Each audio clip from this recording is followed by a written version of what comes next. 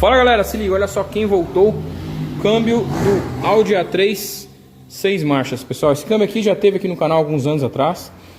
Ele agora voltou pra gente fazer uma revisão e adaptarmos uma quinta marcha forjada. Não rolou, porque aqui é o seguinte, pessoal, é um câmbio 02J adaptado para 6 marchas e ele é forjado de primeira a quarta.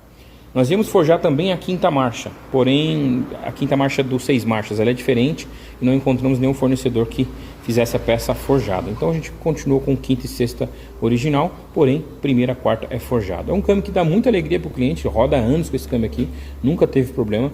Teve um problema agora de garfo, que quebrou o garfo, gastou, né? Ele gastou e quebrou, que é normal, e a gente trocou o garfo, fizemos uma revisão zona completa de novo, tudo reguladinho, pronto para derreter pneu. E aí, já tinha visto um câmbio de Audi A3 6 marchas?